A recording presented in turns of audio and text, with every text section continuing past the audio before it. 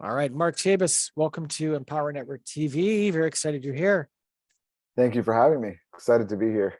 Yeah, remembering your spirit. So for those watching, I actually took a session off Mark. I'm not sure what that session was called that I bought off you, but it was an impactful session. I was actually sitting in this Starbucks when you guided me through something, and I ended up going back to when I was 10 years old and encountered some stuff and did some stuff and was able to process through some things with my 10-year-old self. That was pretty powerful. So what do you call that session? That's an integration session. And basically, what that is it helps people to access parts of themselves that have gone through some type of extreme emotional experience at some point in their life. And they wish that they had somebody that could have come in and soothed them and guided them and told them things that they were not aware of and helped them to feel better about the situation. We all go through that in our childhood at different times, even if we have the best parents in the world. There's always going to be situations or times where somebody wasn't there to give us what we needed. And so what we do is we provide an opportunity for your adult self to go back using, your imagination, to go back and have a conversation with that part of you and soothe that part of you, and then integrate it back into your life. It's pretty powerful. It's been a complete game changer for me personally, and also in the work that I do with my clients.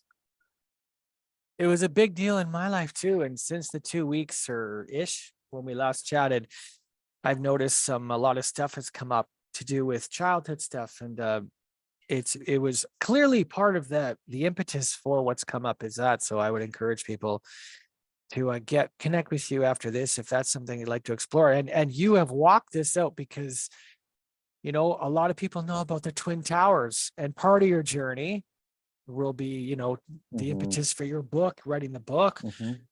um goes back to obviously a significant Right. relationship you had, and I'm not sure if you want to jump into that involving that, or you want to go back further, or where do you want to start this at? Yeah, I mean, that's a good jumping off point.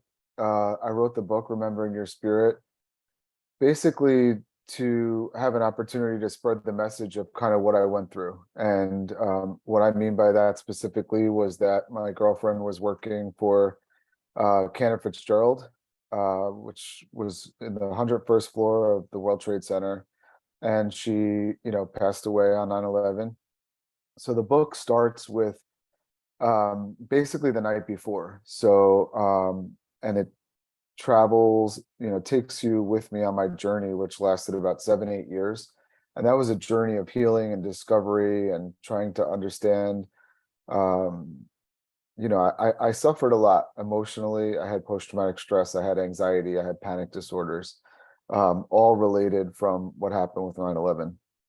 Interestingly, what I didn't discover for another, I would say like 15 years, maybe more, was that there was unresolved childhood stuff that I never looked at. I never even considered. So my big thing, if like people who knew me knew my story, it was always about 9/11. Oh, you were the guy that, lost his girlfriend in the World Trade Center and went through all this stuff and had a spiritual awakening and had all these mystical experiences and, talked about your healing process and what you went through to get yourself through it. And never, not even in my book, did I ever mention that there was all this childhood stuff that was behind all that. And it made a lot of sense because it was really the reason why. I mean, it was a tragedy. Everybody knows it was a tragedy, and everybody was affected by it, whether you knew somebody or you didn't. But I think it was so much harder for me personally because I had so much stuff unresolved from before that, which I didn't realize. So the story is about from 2001 until 2000, I guess, 8 around. Um, what steps I took to heal myself, my body, my mind, and my spirit, right? And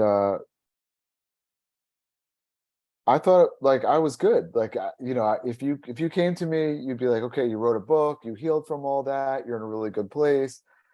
What I didn't realize was that there were parts of me that were not okay, and that's why that particular tragedy was so incredibly difficult on me.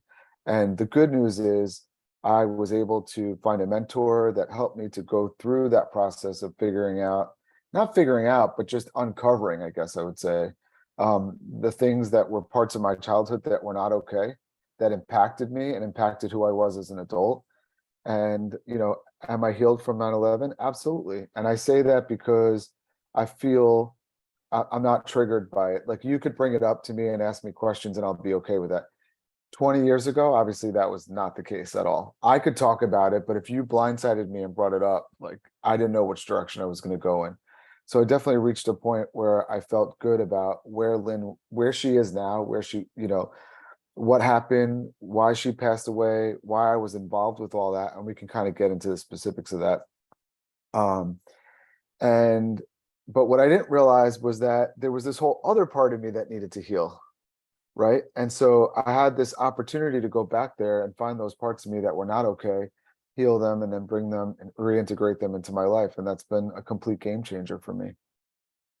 Okay, so let's get into your background, because your background, obviously your background as a kid growing up, you were raised in church. Hmm. So how in the world how did you make all of this make sense? Because Right, the things you've explored are outside the box of what religion taught us is okay. Stay in the right. box, be a good boy, you'll be safe with the herd, whether it's religion, Hmm. whether it's politics, whether it's, doctors, pharmaceuticals, don't question. So how did you give yourself permission to question outside the system?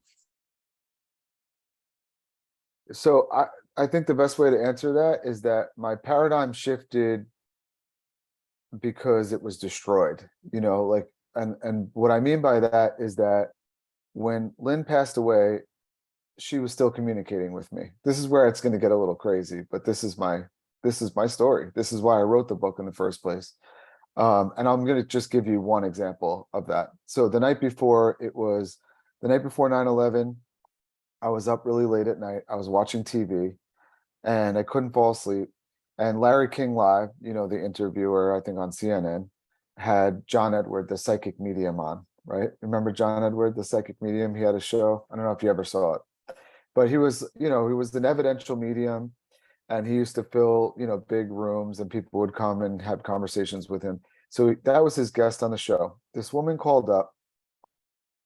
John Edwards fields, her questions, basically says to her, when you were walking through the park one day, you were with your kids, and a feather came down, and it was like moving back and forth, and then it dropped to the ground. Her husband had recently passed away, and she had two young kids, and she hadn't yet told the kids. So she took that as a sign that it was time to tell the kids, like, they were never going to see dad again. And the lady's bawling, she's hysterical crying. And so it's obvious to me that it's because he's accurate in what he's saying, right? And so I'm like completely emotionally affected by this, and I'm crying and I'm thinking, like, I was just like emotionally swept up into the whole thing. And I was thinking to myself, who do I know that if they passed away could come in, like, who's about to pass away, so that if they, like, I could make some kind of a pact with them where they could come back and give me a sign like that, because I didn't even know what I really believed. I know what I was taught to believe, but I questioned a lot of those beliefs, right? And I didn't really have like a lot of opportunity to explore things beyond what I was told to believe, right? So I was just sitting there laying in bed thinking to myself, who could I reach out to? Thinking of like my grandmother. No, she's not going to be willing to have this conversation with me. Anyway, so this is kind of going on in my head until finally I pass out. And then the next morning, I was sleeping in the room in the basement at the time. My mom came flying down the stairs. I was at my parents' house, and she was like, "Lynn's building, Lynn's building." And I didn't really know what was going on. I was a little bit groggy, and I turn on the television and I see that one of the towers was attacked. But I was optimistic. It was really early in the morning. I was like, oh, she's probably not even there yet, or because she used to take a bus from upstate New York all the way into Manhattan. She's probably not there. So I'm trying to call her. She's not answering the phone. Trying to call her, keep trying to call her, not getting a signal, not even getting like a ring. So I go upstairs and I turn on the television, like the big screen in the living room, and I see now the second the tower is being attacked, right? So now I'm like, wait a second, this is not good. It starts to feel like the whole world is coming to an end. This is not supposed to happen. And now I'm starting to kind of get a little worried. And I'm walking back and forth in the living room, kind of pacing back and forth, trying to reach her parents, trying to reach her, can't get anyone. And then I had this overwhelming feeling behind me, like somebody's like, the best way I could describe it is when you're at a party and you feel like someone's staring at you and you look over and you catch eyes with somebody. And so I'm in the living room and I feel like somebody is behind me. And I turn around and up against the sliding glass doors is a white feather. And it's moving back and forth up against the glass. And then it drops to the ground. And that was really the moment that I knew that that was a sign from her and that she had passed on. But I would say that I didn't want to believe that. So I opened the door, stuck the feather like in a jar, and we had to wait 24 hours, but went into the city every single day from morning until night trying to search for her because there were all these stories about people being displaced and misplaced, and maybe they're over here or maybe they're over there, which 99% of the time was a wild goose chase. But that was really the beginning of that was the one of the first signs that I had that she was not alive anymore, but not only that, she was somewhere, right? Because it couldn't have been more obvious to me. And then there were just like it was story after story after that about other metaphysical, um, mystical, I would say, experiences where she was communicating with me. And I won't get into all of them unless you have specific questions, but what I learned was that I couldn't deny it. There were always other people around. There was always one other witness wherever I was experiencing what I was experiencing. So I was never able to really doubt it. Like I could only doubt it so far. Somebody else would be like, "Yeah, I saw what you just saw." And so, and these are people that were my neighbors, they were my friends, they were family members. And so all those stories were the reason why I wrote the book. Can you go into one or two of those examples so that because people are curious minds, mine included, like, okay, so Yeah. what happened? Could you mind sharing a couple? Yeah. So, all right. So I'll share another story with you. I had a neighbor that lived across the street. She was like a second mom to me.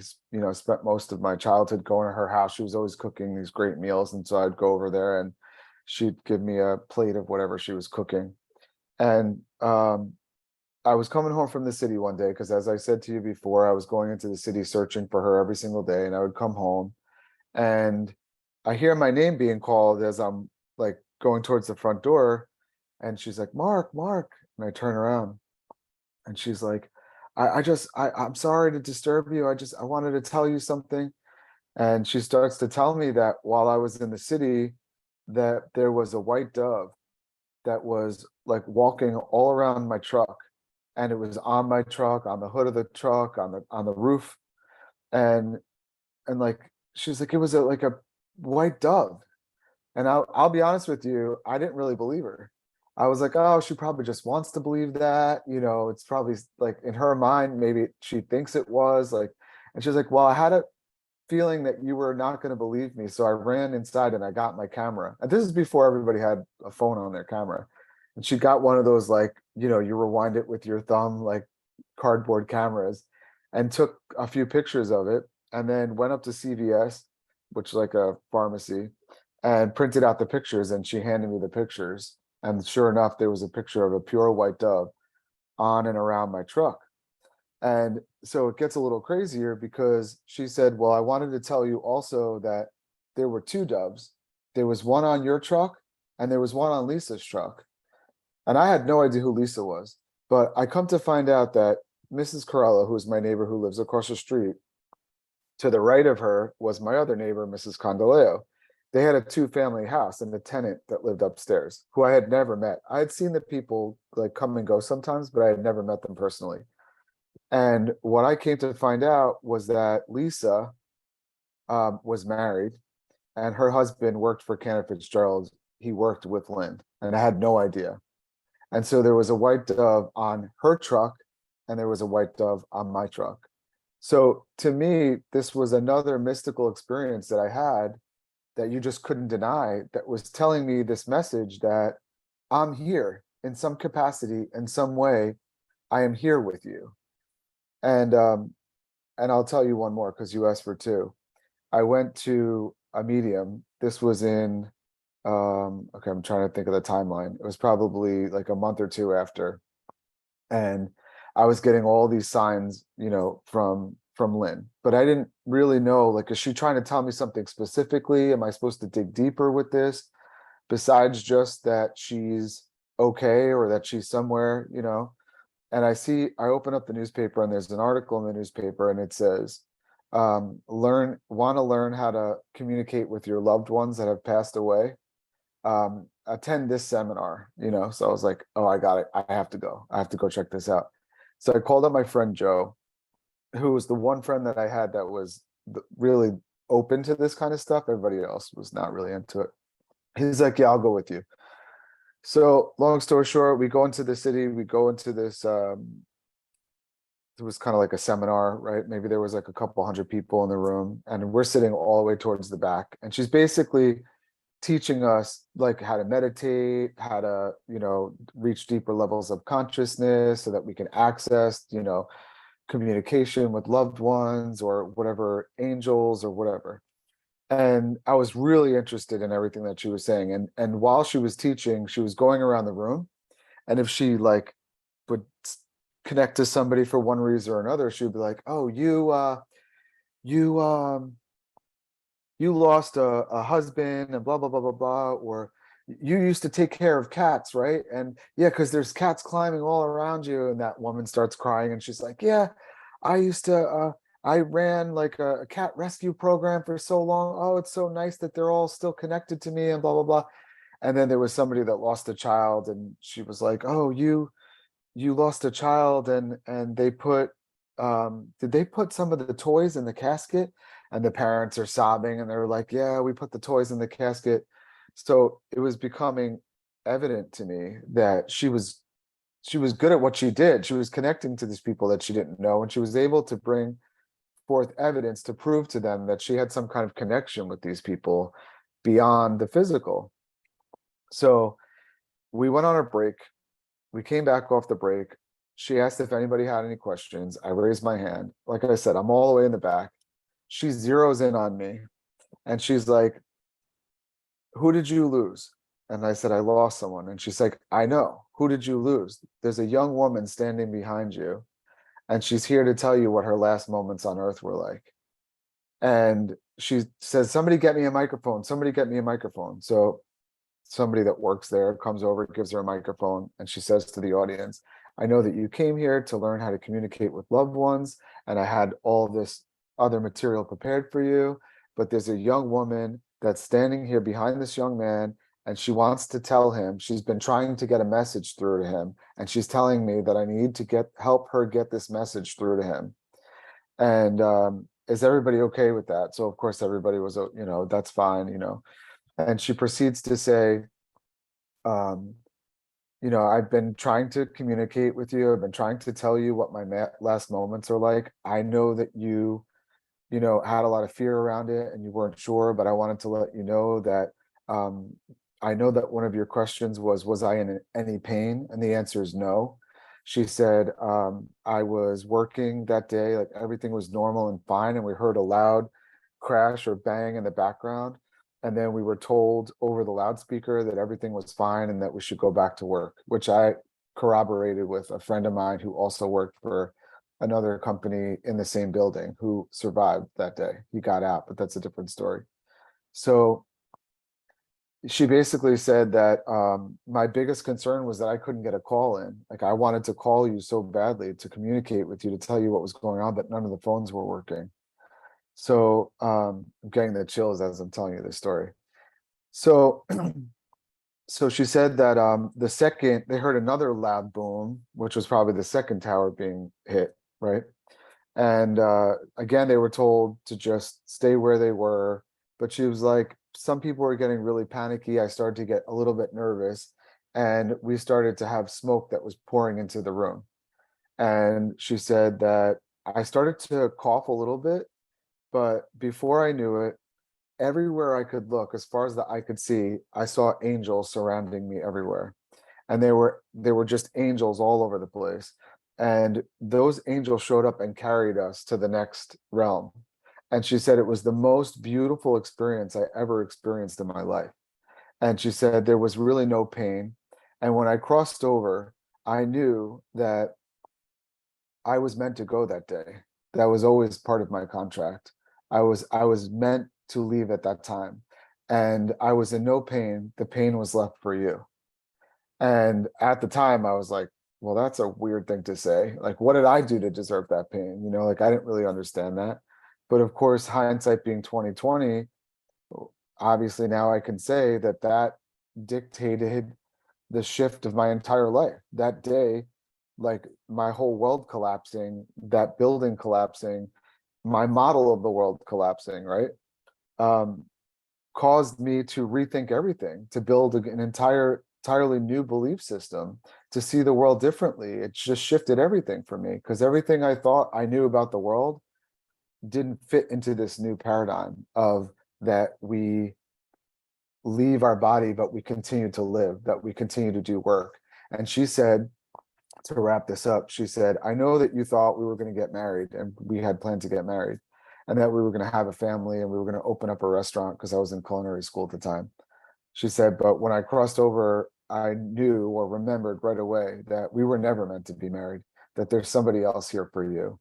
And I'm going to help you find her. And I'm even going to help you pick out the ring. And you're going to get married and you're going to have a family. And I'm going to be a part of it from here. And so I didn't want to accept that because I just wanted her. I missed her terribly, and I was like just sick and distraught over the whole thing. But that was really the reason why I wrote the book, because I did heal from that. And I did continue to communicate with her. And I did end up meeting my wife, who I'm married to today. And she did help me find her. And she did even help me pick out the ring, which she said, by the way, also that day. She said, I'm even going to help you pick out the ring, which, you would think that's totally ridiculous. But I have another story about that. So all of these stories were the reason why I wrote the book, because once, I don't know, everybody's different in how they communicate with people, but I'm not really someone who likes cocktail parties and small talk. I like to have deep, meaningful conversations about things that are important to me. And so whether you like it or not, if you want to get to know me, these are the stories I'm going to tell. But when my wife got pregnant with my first daughter, I was like, I better write all these stories in a book, because if I don't do it now, I don't know if I'll ever have the chance to do it. And I want to be able to put it out there to the world in case somebody is in my position one day, they lose someone, let's just say, or they're questioning their spirituality, right? Like they're having some type of a midlife crisis and they're trying to figure out who they are, why they're here, what they're supposed to be doing with their life, that I could offer one piece, one story that might help them to dig a little deeper or make sense out of life. Wow.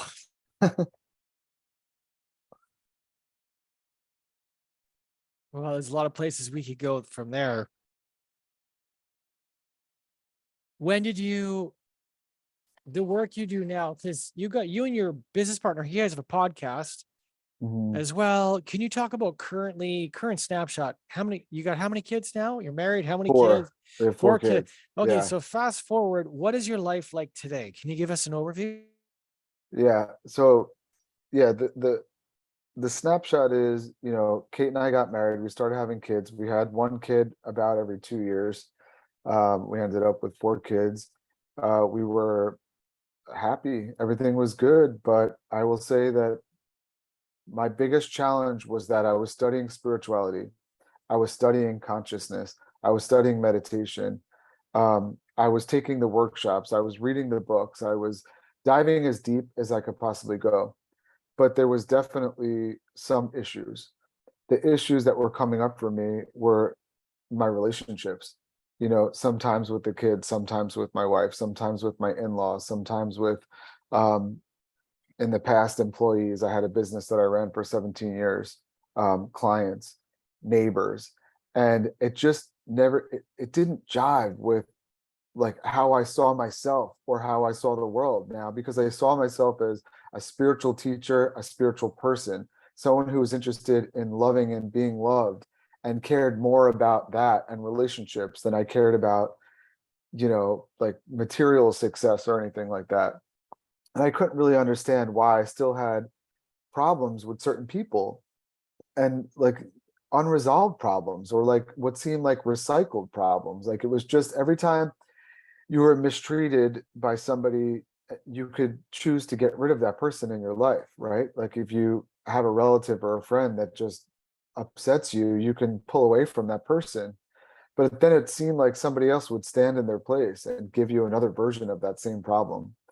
And, if I'm being totally honest, you know, getting married and having children was really important for me, which I didn't realize at the time, because when I healed from 9/11 and all that I went through to heal myself and to rebuild myself and all that, you think you know who you are until you put yourself in relationships, because it's not until you're with other people and you're triggered and they show you what's really going on inside of you, you don't know that it's there. Because I was really good at creating a life that was beautiful, like I was traveling all the time, I was going to all these beautiful places, teaching meditation, going on meditation retreats, like you name it. I mean, going to the most beautiful places, listening to great music, eating great food, drinking great wine, just living a perfect life. And it seemed like everything was great. And then you get to a point in your life, and I don't know if everybody's like this, but I'll speak personally, where I was like, oh, now I want to share my life with somebody else, right? And so, oh, wouldn't it be beautiful if I could do this with somebody else, right? That would be so awesome. So you put yourself out there, you meet someone, you fall in love, and it's beautiful and all this stuff. And then what happens? Then the triggers start, right? Like it's like the bliss wears off a little bit, and then the aspects of yourself that you've been repressing for most of your life, they come right out. And then you're just constantly trying to manage that all the time, right? And then you have kids, and it's the same thing, right? You can't run from it. Like your kids expose all those parts of you. And then you have in-laws, right? And so if it were your family, you'd keep your family away with a 6 foot or 10 foot arm, right? But now it's your wife's family, right? So you have a choice. Do I isolate and alienate her from her family because I have like some issues, restrictions with them, constrictions with them? Or do I try to figure this out? And I hit this point where I was like, something is missing. I need to kind of figure this out. And that's when I searched and I found my mentor, and her and her husband taught me this program, this modality of what we went through together, which is basically understanding that we have parts of us from childhood traumatic, like trauma is the big buzzword now, right? Like wounds, trauma, all that. And there's a spectrum to it, right? So there's everything from like physical and sexual abuse to just not being allowed to be authentic, right? Like not being able to be true to yourself. But we all suffer from some aspect of that, right? And I was aware of that because I had done soul retrieval. Not sure if you ever heard of that. And I had gone through a couple of different workshops like Landmark, where they make you aware that your story is based on things that happened to you in the past. But the piece that was missing for me was that I didn't know that you can go back in time using your imagination and make friends with that part of you, and listen to that part of you and communicate what you know now as an adult with that younger part of you, and then have him join forces with you. So now he's whole and healed and better, right? And he gets to experience all of what you've created with your life currently. But the gift that you get from him is that he brings the spontaneity, he brings the curiosity, he brings the innocence, the creativity, right? All of what he's good at that gets frozen in time when he goes through his childhood stuff or his trauma, which could happen at any age. Those good parts get frozen with those parts that you're not ready to deal with. And so my snapshot today is I have transformed all of my relationships with everybody around me, because I realized that my biggest problem with everybody in my life was that they exposed a part of me that I had never dealt with before. And I didn't even know it was there. And so when you say what's going on today, it's like, oh, okay, well, 2001 to 2009 was healing from the tragedy of 2001. 2023 to however long this takes, probably the rest of my life, will be healing everything that happened before that, and telling the stories about what that looks like and what that feels like and what that sounds like, and then teaching other people to do that, helping them do it, and also teaching them to do it themselves.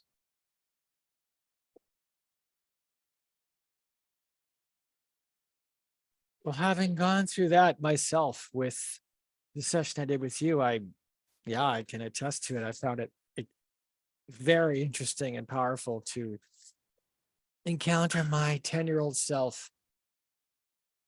And I saw it and I talked with my 10-year-old self, and my 10-year-old self told me things as my 10-year-old self, and I Mhm. sat there and I hugged and cried and told my 10-year-old self things, and he told me things about his experience, which was my experience, and how it was very interesting and fascinating, and it certainly produced results and started speeding up other things coming to the surface. So I'm all right. So how are people going to get a hold of you, Mark? Because you got a bunch of stuff going on here, right? So Mhm.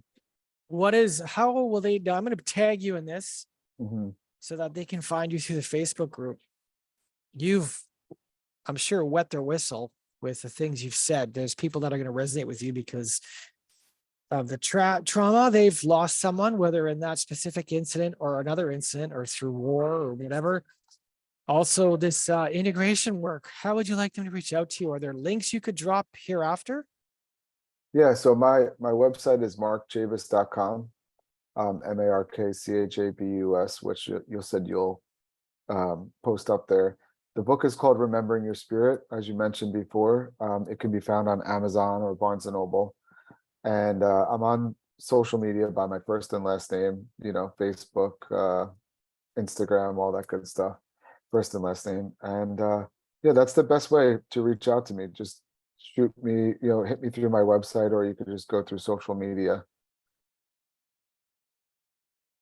Okay, well, let's wrap it here then. If you've been listening to Empower Network TV, Mark Chabus has been yeah, what a story. And you got more stories to share. So I did a session with him myself and I found it, wow, was it ever worth the money? So reach out to Mark if any of this interests you. We'd love to connect with you. And Mark, can you please, in the comments in the Facebook post, I'll tag you, and can you please drop your website in the comments and anything else?